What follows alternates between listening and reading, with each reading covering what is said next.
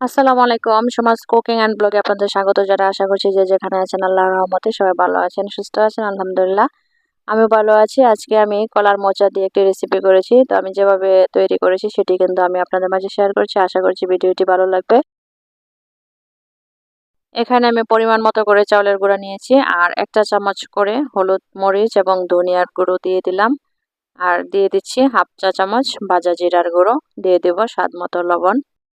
চাউলের গুঁড়ো দিয়ে যদি পাকোড়া বা পরাটা বানানো হয় তাহলে কিন্তু অনেকক্ষণ মুচমুচে থাকবে এবং খেতেও ভালো লাগবে। আর এগুলো হচ্ছে কলার মোচা, আমি আগেই পরিষ্কার করে ধুয়ে তারপর ছোট ছোট করে কুচি কুচি করে নিয়েছি।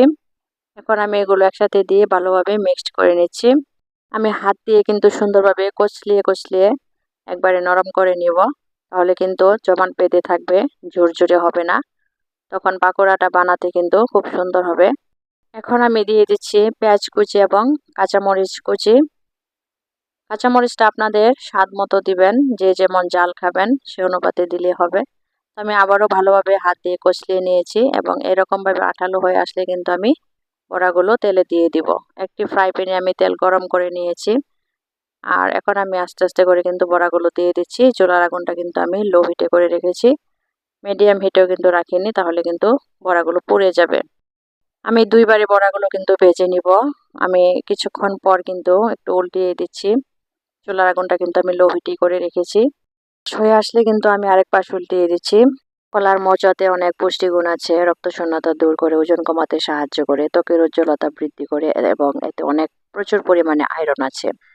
আমরা সচরাচর কিন্তু সবাই কিন্তু এই কলার মোচাটা খেতে পছন্দ করি না, বিশেষ করে বাচ্চারা খেতে পছন্দ করে না। তাদেরকে যদি এই প্রসেসে তৈরি করে দেওয়া যায় তাহলে তারা খেতে কিন্তু পছন্দ করবে এবং তাদের অনেক উপকারে আসবে। তো আমার এক পাশ হয়ে আসলে কিন্তু আমি আরেক পাশ উল্টিয়ে দিচ্ছি। বড়াগুলো প্রায় হয়ে এসেছে, একটু মচমচে করে নিব।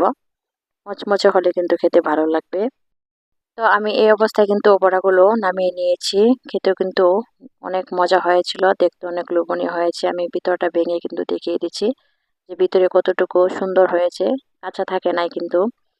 তো আপনারা এভাবে তৈরি করে নিতে পারেন। তো আমার এই রেসিপিটি যদি ভালো লেগে থাকে তাহলে আমার পেজটি ফলো দিয়ে থাকবেন এবং আমার চ্যানেলটি সাবস্ক্রাইব করে দিবেন। সবাই ভালো থাকবেন, সুস্থ থাকবেন। আল্লাহ হাফেজ।